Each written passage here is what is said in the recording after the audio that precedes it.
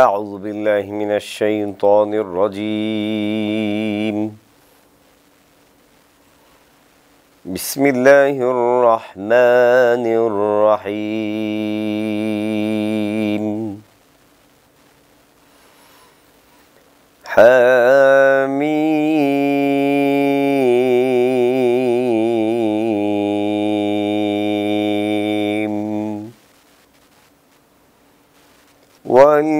والكتاب المبين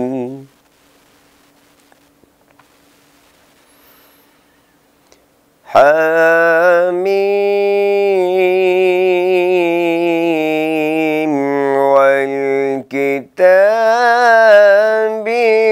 المبين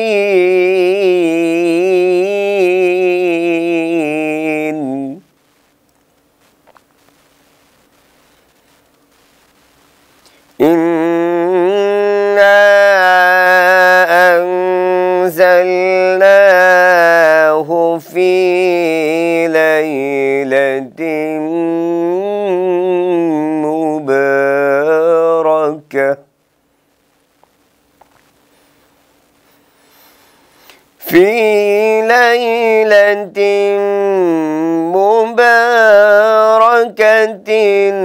إنا كنا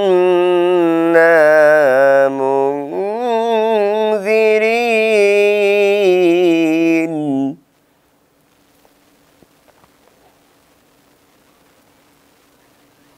فيها يفرق كل أمر حكيم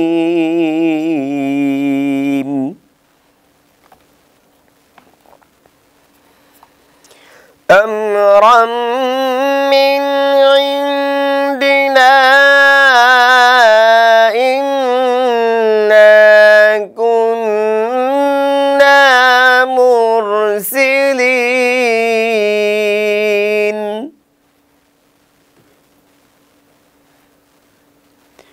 رحمة من ربك إنه هو السميع العليم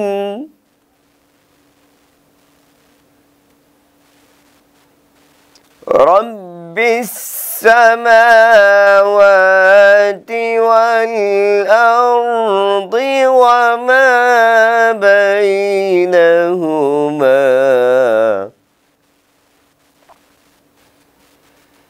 إن كنتم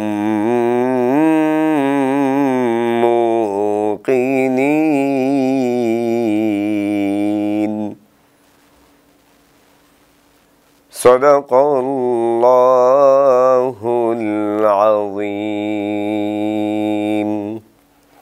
আসসালামু আলাইকুম রহমতুল্লাহি ওয়া বারাকাতুহু সুপ্রিয় দর্শক মণ্ডলী 52 টিভির বিশেষ আয়োজন লাইলাতুল বারাআহ অনুষ্ঠানে আপনাদের সবাইকে স্বাগত জানাচ্ছি। আজ লাইলাতুল বারাআহ হাদিসের পরিভাষায় যেটিকে বলা হয়েছে নিসফু মিন শাবান।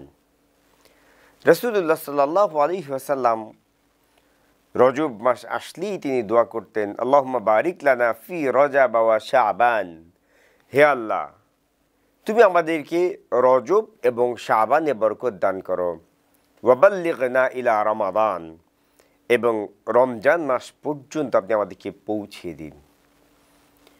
রজব মাস চলে গিয়েছে, বর্তমানে চলছে শাবান মাস, আর আজ যে রাত এটি হচ্ছে নিসফু মিন শাবান বা লাইলাতুল বারাআহ।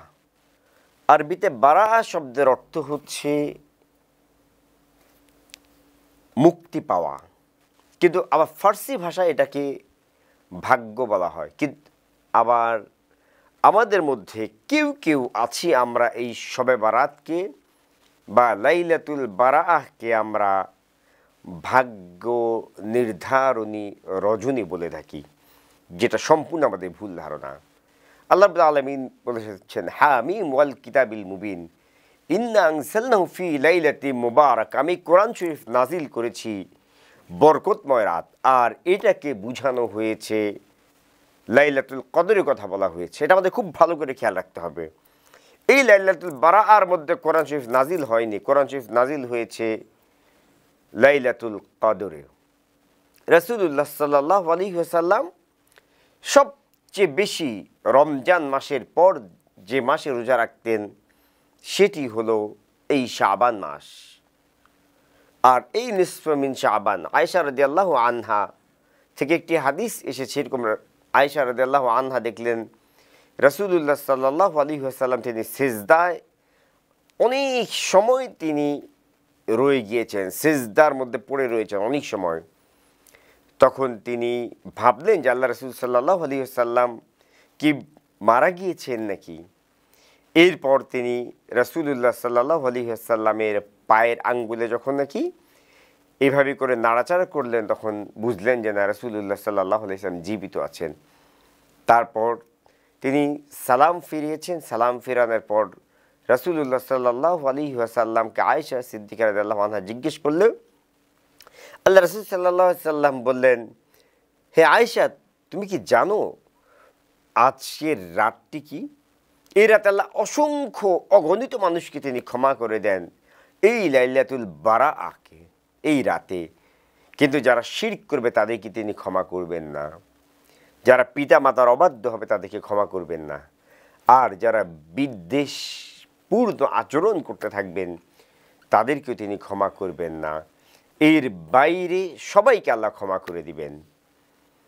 আর এই লাইলাতুন নিসফে মিন শাবান এবং শাবান মাসে আমরা বেশি বেশি করে রোজা রাখবো, যেন রমজান মাসে আমাদের রোজা রাখতে কোনো রকমের সমস্যা না হয়, আগে থেকে একটি রোজার প্র্যাকটিসের মধ্যে আমরা চলে যেতে পারি। এই জন্য আমরা বেশি বেশি করে রোজা রাখব। এখন এই লাইলাতুল বারা আমাদের মধ্যে দেখা যায় একটি হালুয়া রুটির প্রচলন রয়েছে, আমরা অনেকে এটাকে ইবাদত মনে করি। রাসূলুল্লাহ সাল্লাল্লাহু আলাইহি ওয়াসাল্লাম মিষ্টি খাওয়া তিনি ভালোবাসতেন, কিন্তু হালুয়া রুটির সাথে ইবাদতের কোনো সম্পর্ক নেই, এটা আমাদের বুঝতে হবে। আমরা এ রাতে হাদিসের মধ্যে যেটা এসেছে কুমু লাইলাহা সুমু ইয়াওমাহা, তোমরা রাতের বেলা দাঁড়িয়ে থাকবে, ইবাদত বন্দেগী করবে, সারা রাত ইবাদত বন্দেগী করবে। কিন্তু আবার আমাদের খেয়াল রাখতে হবে সারা রাত আমরা ইবাদত বন্দেগী করতে গিয়ে যেন আমাদের ফজরে ফরজ নামাজ ছুটে না যায়। অনেক সময় আমরা সেটা করে থাকি, নফল নামাজ আদায় করি, সারা রাত করতে করতে আমরা টায়ার্ড হয়ে যাই, এরপর ফজরের নামাজের আগেই আমরা ঘুমিয়ে যাই। খবরদার, এটি করা যাবে না। এরপর এই লাইলাতুল বারার মধ্যে শবে বারাত আমরা বলি লাইলাতুল বারা, এর মধ্যে আমরা অনেকে আছে আতশবাজি ফুটাই, আমরা অনেকে আছে পটকা ফুটাই, আমরা অনেকে আছে বোমা ফুটাই, আমরা অনেকে আছে তারাবাতি জ্বালাই, এবং এগুলো করে অনেকেরই অনেক ক্ষতি হয়, অনেকে আছে ঝলসে যায়, এমন আছে প্রাণ চলে যেতে পারে। এগুলো করা যাবে না, এর সাথে ইবাদতের কোনো সম্পর্ক নেই। তারাবাতি, আতশবাজি, বোমা, পটকা ফোটানো এগুলি কিছুই করা যাবে না, এগুলো গুনাহ হবে।